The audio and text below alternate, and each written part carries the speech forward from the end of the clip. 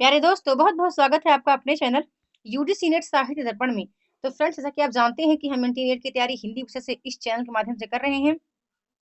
आज की क्लास में हमने गद्य की अन्य विधाओं को लिया है, ठीक है? मैं चाहती हूँ कि एक ही वीडियो में फ्रेंड्स एक ही वीडियो में हम सारी जो गद्य की अन्य विधाएँ हैं, आत्मकथा है, जीवनी है, यात्रा साहित्य है, रिपोर्ट तर्ज है, संस्मरण है और डायरी है।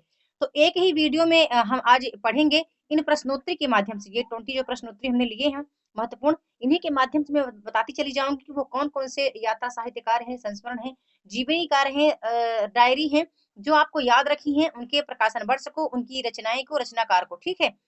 चलिए इसीलिए मैंने आज लिखा है मास्टर ब्लास्टर वीडियो, ठीक है? वीडियो को पूरा देखिए, अच्छे से देखिए, फुल एक्सप्लेनेशन के साथ मैं ये वीडियो लाई हूँ क्योंकि इससे पहले मैंने इसके लिए कोई वीडियो डाली नहीं थी। प्लेलिस्ट पर मेरी पिछली वीडियो है जो मेरी तैयारी थी, उसको मैंने डाला था, लेकिन वहाँ पर मैंने सभी को मैंने लिया था जो महत्वपूर्ण थे, उन्हीं महत्वपूर्ण को यहाँ पर आज मैं आपको बताने वाली हूँ। तो चलिए स्टार्ट करते हैं, पहले अपना पहला प्रश्न देख लेते हैं। हमारा पहला प्रश्न है कि निर्मल वर्मा का यात्रा साहित्य चीड़ों पर चांदनी आधारित है, किस पर? तो यूरोप प्रवास पर आधारित है, ठीक है? इसको आपको याद रखना है, इसका प्रकाशन वर्ष भी याद रखना है, 1964 ईस्वी में प्रकाशित हुआ था, ठीक है? आगे चलते हैं, अगला प्रश्न देख लेते हैं।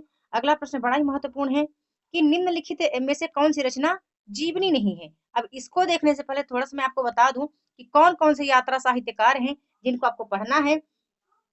तो आपको देख लेना है कन्हैयालाल मिश्र प्रभाकर का हमारी जापान यात्रा, राहुल सांकृत्यायन की जो जितनी भी यात्राएँ हैं सभी देखना है, राम वृक्ष बेनीपुरी को देखना है पैरों में पंख बाँधकर और उड़ते चलो, भगवत शरण उपाध्याय को देखना है, सेठ गोविंद दास का देखना है, यशपाल जी का देखना है, मोहन राकेश का आखिरी चट्टान आपको याद होना चाहिए, अजय जी का यात्रा साहित्य आपको देखना है, रामधारी सिंह दिनकर का देखना है, फिर प्रभाकर माचवे का गोरी नजरों में हम, कई बार एग्जाम में रिपीट हुआ है, धर्मवीर भारती का ठेले पर हिमालय और यादें यूरोप की यात्रा चक्र, ये याद रखना। विष्णु प्रभाकर के जरूर याद करना, दहकती भट्टी, हंसते निर्झर ज्योतिपुंज हिमालय के, ये याद रखना, ठीक है? डॉक्टर नगेंद्र का यात्रा साहित्य आपको याद होना चाहिए, कमलेश्वर जी हैं, शंकर दयाल सिंह हैं, विश्वनाथ प्रसाद तिवारी जी हैं, नासिरा शर्मा हैं, निर्मला जैन हैं, ज्ञान रंजन का कबाड़ खाना भी आप याद कर लेना, है ना? इतने हैं, महत्वपूर्ण हैं। कन्हैयालाल नंदन है, उनका भी देख लेना, रामदरस मिश्र हैं, उनका भी देख लेना, ठीक है? ये महत्वपूर्ण है। तो और एक बार आप पूरा देखते चले जाना, लेकिन जो महत्वपूर्ण है उनका आपको प्रकाशन वर्ष फ्रेंड्स रटा होना चाहिए, ये मैं कहना चाह रही हूँ, ठीक है? एक है रमेश चंद्र शाह जी हैं, एक लंबी छाह, उनकी भी देख लेना, ठीक है? तो इतने हैं, देख लेना, ये महत्वपूर्ण है। अब चलते हैं अगले प्रश्न की ओर। हमारा आज का दूसरा प्रश्न दिया गया है कि निम्नलिखित में से कौन सी रचना जीवनी नहीं है? हमें बताना है दूसरे प्रश्न में कि कौन सी रचना जीवनी विधा की नहीं है। तो इसका जो करेक्ट ऑप्शन है बता दूं, अ नंबर सही है। मेरी पत्नी और भेड़िया जो है वो जीवनी विधा की रचना नहीं है ना? ये किसकी रचना है, मेरी पत्नी और भेड़िया? तो फ्रेंड्स ये जो है ये धर्मवीर भारती जी की है और इसका जो प्रकाशन वर्ष है 2009 है, ठीक है? ये भी याद रखना, 2009 में प्रकाशित हुआ है। ये जीवनी विधा की रचना नहीं है। तो ये कौन है? ये आत्मकथा विधा की रचना है, ठीक है? आगे देख लेते हैं, थोड़ा-सा यहीं पर मैंने कहा है फुल एक्सप्लेन करूँगी, तो कलम का सिपाही को देख लेते हैं। कलम का सिपाही जो है 1962 में प्रकाशित हुआ, अमृत राय का है। कलम का मजदूर की बात करूँ तो 1964 में प्रकाशित हुआ, मदन गोपाल जी का है और प्रेमचंद्र घर में 1944 ईस्वी का है और शिवरानी देवी का है, ठीक है? मैंने पहले ही कहा है वीडियो प्रारंभ करने से पहले कि आज की क्लास फ्रेंड्स बहुत ही महत्वपूर्ण होने वाली है। इसको आप देखो, पेन कॉपी अपने साथ रखो, अपनी किताब अपने साथ रखो, वहाँ पर नोट करते जाना, ठीक है? यहाँ से जो 20 से 25 प्रश्न बनेंगे ना, वो कभी आपके गलत नहीं होंगे और ये 25 प्रश्न और 50 नंबर बड़ा महत्वपूर्ण है क्योंकि यहाँ से प्रश्न 20 प्रश्न बनने के ज़्यादा से ज़्यादा चांस रहते हैं। ये जो अन्य गद्य की विधाएँ हैं, आत्मकथा, जीवनी, यात्रा साहित्य, रिपोर्ट तर्ज, संस्मरण, डायरी, सभी से 2-2 प्रश्न आने के चांस रहते हैं। तब भी आप मान के चलो कि आपके 15 प्रश्न तो यहाँ से बनेंगे ही बनेंगे। 15 प्रश्न आप मान के चलो यहाँ से प्रश्न बनेंगे, ठीक है? चलते हैं, अगला देख लेते हैं। अगला प्रश्न है हमारा, प्रकाशन वर्ष के अनुसार आत्मकथाओं का सही अनुक्रम बताना है। तो अब देख लेते हैं कि आत्मकथा का जो सही अनुक्रम है, हमारा पहला नंबर ही सही है। अपने-अपने पिंजरे, इसका इस 2 भाग में प्रकाशित हुआ था। 1995 में ये इसका प्रकाशन वर्ष है। अपने-अपने पिंजरे का मोहनदास नैमिष राय जी का है।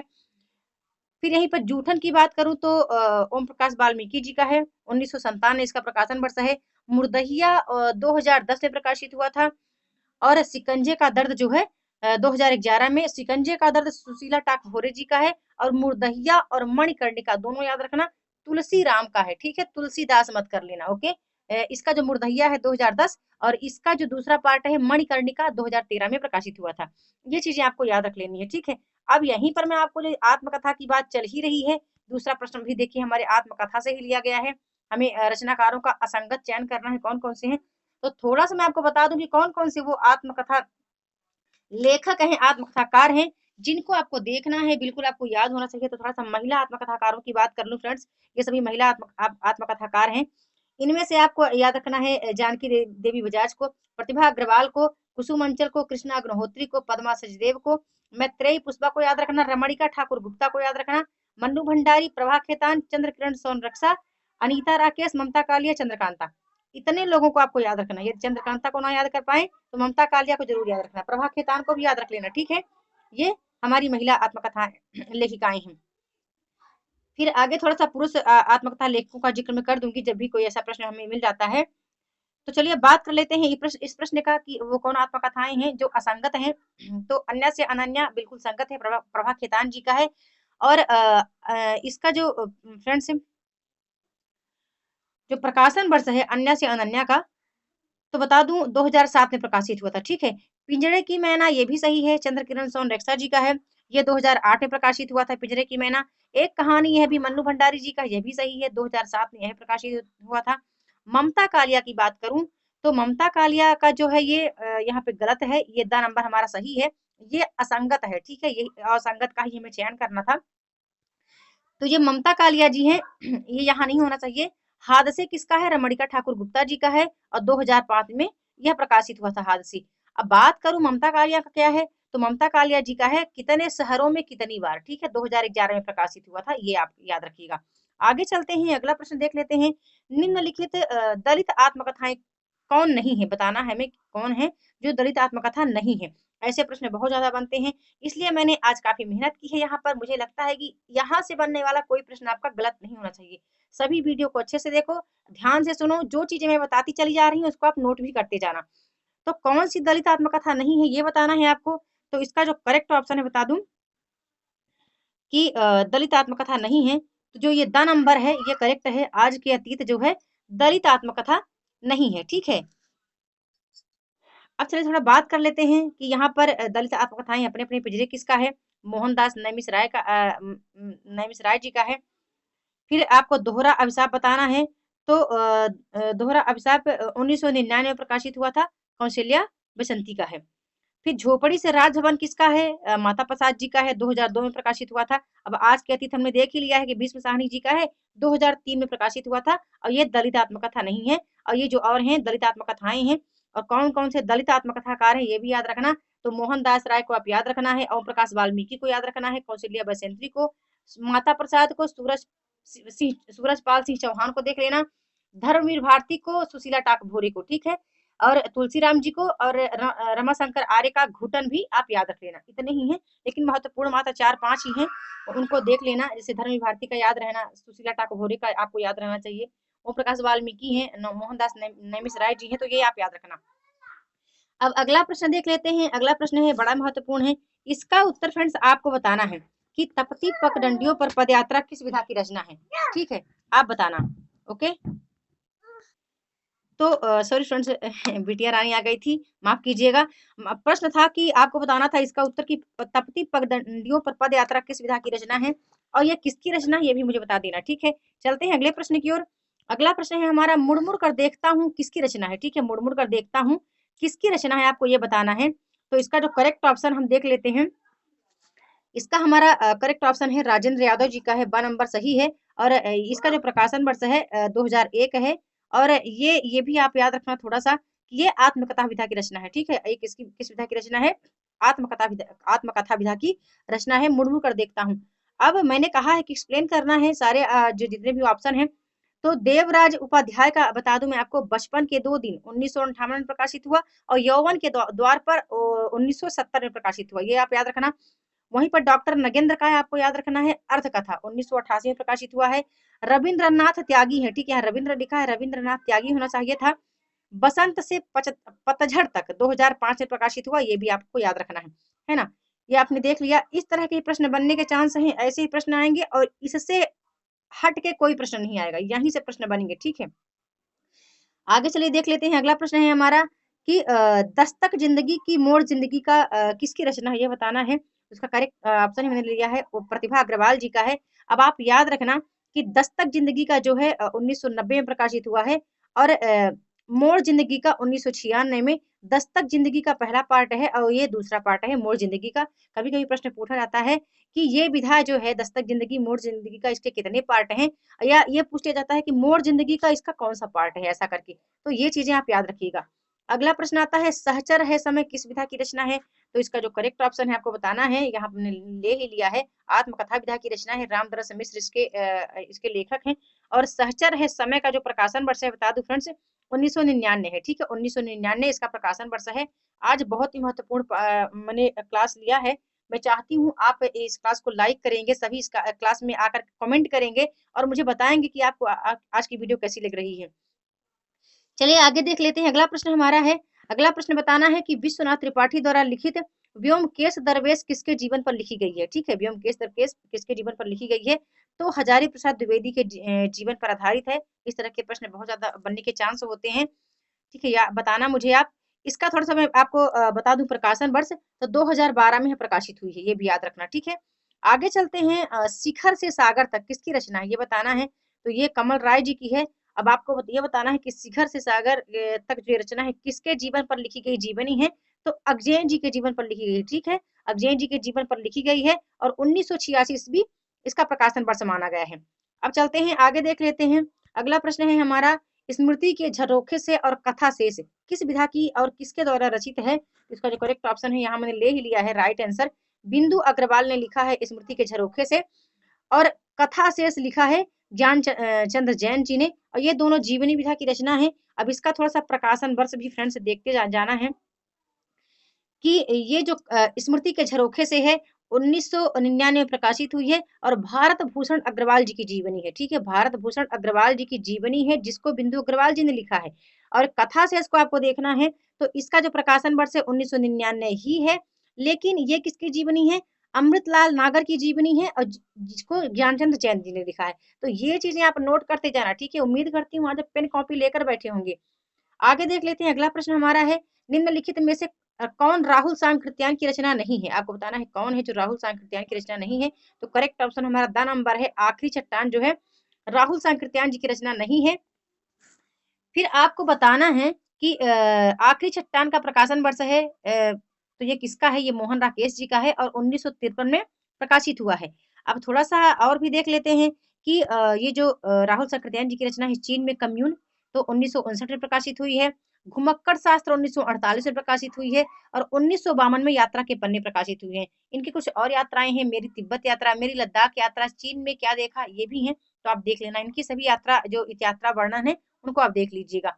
अगला प्रश्न है बड़ा महत्वपूर्ण है ये भी, असंगत युग्म का आपको चयन करना है कि इसमें निम्न में से कौन सी असंगत है।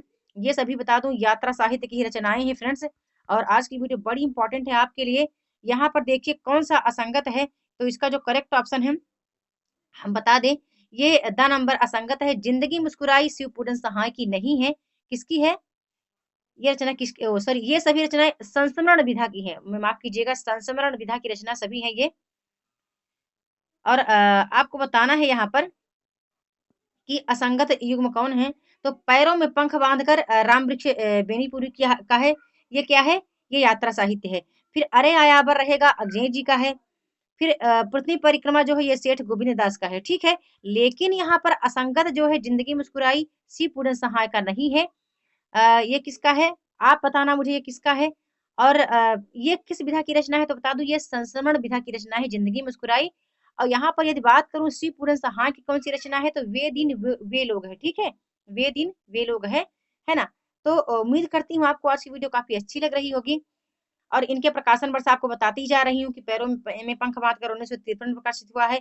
अरे आयावर भी 1953 में ही प्रकाशित हुआ है। अजय जी का एक और भी है यात्रा साहित्य, एक बूंद सहसा उछली, 1960 में प्रकाशित हुआ है, उसको भी आप याद रखना। पृथ्वी परिक्रमा गोविंद जी का है, सेठ गोविंद दास जी का, 1954 इसका प्रकाशन वर्ष है ना? तो ये चीजें आप याद रखते चले जाना। इसके बाद आता है अगला प्रश्न, नेह के नाते अनेक किसकी रचना, ये बताना है। तो कृष्ण बिहारी मिश्र जी का है। इसका जो प्रकाशन वर्ष है 2002 ईस्वी है। आगे चलते हैं, अगला प्रश्न देख लेते हैं। सभी प्रश्न मैंने कहा है बहुत महत्वपूर्ण है। अब थोड़ा सा यदि जीवनी विधा बीच में आया है, मैंने आपको बताया नहीं फ्रेंड्स जीवनी विधा की कौन कौन जीवनीकार हैं जिनका अध्ययन आपको देखना है। तो मैं आपको बता दूं थोड़ा सा, आपको देखना है कि बाबू राधा कृष्णदास ने किसकी जीवनी लिखी है, आचार्य शुक्ल जी ने किसकी जीवनी लिखी है, एक है हमारे जैनेंद्र जी हैं, उनकी जीवनी उनका देखना है कि उन्होंने क्या लिखा है। फिर शिवरानी देवी, अमृत राय, मदन गोपाल, रामविलास शर्मा को देखना है। विष्णु प्रभाकर जी का आवारा मसीहा तो पता नहीं कितनी बार रिपीट हो चुका है।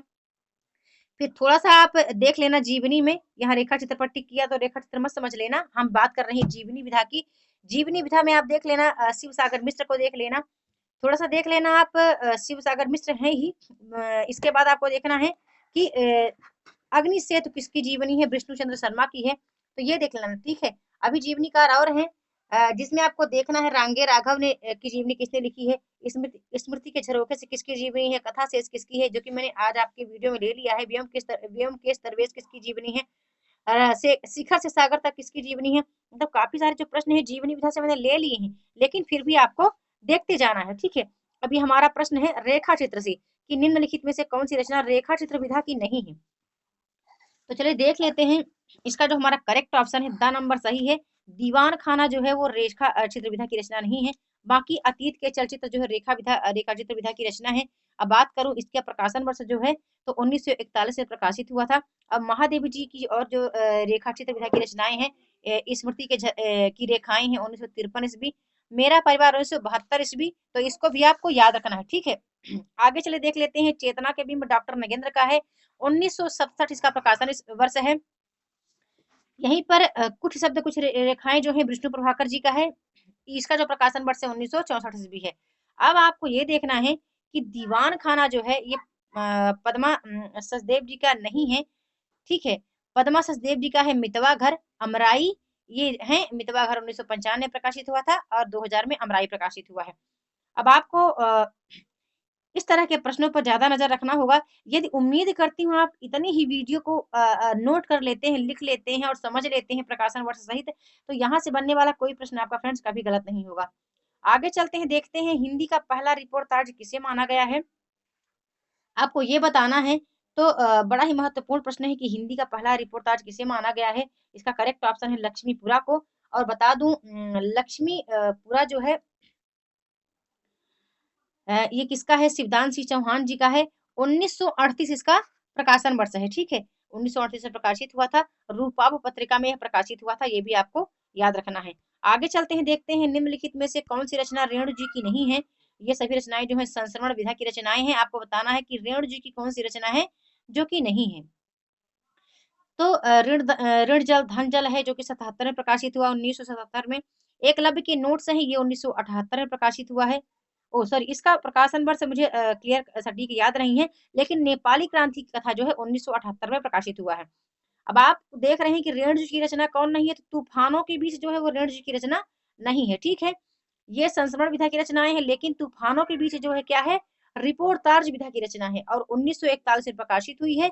और ये किसकी है, तो रांगे राघव जी की है, ठीक है। अब थोड़ा सा मैं आपको बता दूं कि ये जो रांगे राघव जी का है तूफानों के बीच, तो कुछ जो विचारक हैं, कुछ जो विद्वान हैं, पहला वास्तविक रिपोर्टाज इसी को स्वीकार करते हैं, ठीक है। ये भी आप याद रखना। चलते हैं अगला प्रश्न देख लेते हैं। अगला प्रश्न है हमारा कि निम्नलिखित में से डायरी विधा की रचना नहीं है, बताना है आपको। तो ये जो ज्यादा अपनी कम पर आई है, ये डायरी विधा की ही रचना है, ठीक है। इसके बाद प्रवासी की डायरी भी ये बच्चन जी की है, 1971 में प्रकाशित हुई है। ये जो है ज्यादा अपनी कम पर आई उपेंद्र नाथ अस्क जी की डायरी है, 1959 में प्रकाशित हुई है। दिल्ली मेरा परदेश ये रघुवीर सहाय जी की डायरी है, 1976 में प्रकाशित हुई है। लेकिन पेरिस के जो नोट्स हैं फ्रेंड्स, ये रिपोर्टाज विधा की रचना है, राम कुमार वर्मा जी की है। ये डायरी विधा की रचना नहीं है। अब कौन कौन से डायरीकार हैं, बिल्कुल आप याद रखना। मोहन राकेश जी की डायरी, हाँ ठीक है रख दोगे, चलो जाओ। मोहन राकेश जी की डायरी को याद रखना। रविंद्र कालिया जी हैं, जयप्रकाश जी के हैं, कमलेश्वर जी हैं, मलेश जी हैं, इनका याद रखना। और मैंने यहाँ ले लिया है रामधारी सिंह दिनकर जी की डायरी है, घनश्याम दास हैं, धीरेन्द्र वर्मा है, मुक्त बोध जी हैं, रघुवीर सहाय जी हैं। और अंकित होने दो अजीत कुमार की है, ये भी आप याद रखना। तो कुछ महत्वपूर्ण डायरियां हैं जो आप पढ़ते जाना फ्रेंड्स। चंद्रशेखर जी हैं, मेरी जेल डायरी, देश देशांतर कमलेश्वर जी का, ये भी आप याद रखना। तो ज्यादा नहीं है। यदि आपको ज्यादा दिक्कत लग रही है तो क्या करना, आप जाना चैनल के प्लेलिस्ट पर, इकाई 2 प्लेलिस्ट विजिट करना। वहां पर इतना अच्छा मैंने इसको समझाया है, बताया है, वो भी आप वीडियो चाहे तो देख सकते हैं।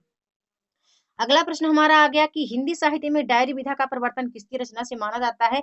तो करेक्ट ऑप्शन है श्री राम शर्मा की सेवाग्राम की डायरी से माना जाता है। बड़ा ही महत्वपूर्ण प्रश्न है। बस इतना ही कहना था। आप अपनी तैयारी को बेहतर करो और रिपोर्टाज को भी अच्छे से देख लेना। जैसे धर्म भारती का रिपोर्टाज कई बार रिपीट हुआ है, शिवदान सिंह चौहान है, रांगे राघव है, उपेंद्र नाथ कहें, शमशेर बहादुर सिंह हैं, रेणु जी हैं, राम कुमार वर्मा हैं, कमलेश्वर जी हैं, शिव सागर मिश्र हैं, ठीक है, भवंत आनंद कौशल्यान है। तो इनके जो रिपोर्ट कार्ड है वो भी आप देख लेना फ्रेंड्स। बड़ी महत्वपूर्ण वीडियो थी ये आपके लिए। काफी मेहनत मैंने किया भी इस वीडियो के लिए। मुझे लगता है कि आप सफल हो, आप सक्सेस हो, यही कहना था। आपको आज की वीडियो कैसी लगी, लाइक और कमेंट के माध्यम से अपना फीडबैक अवश्य सेंड करें। वीडियो के साथ बने रहने के लिए बहुत बहुत धन्यवाद। बहुत मेहनत किया इस वीडियो पर।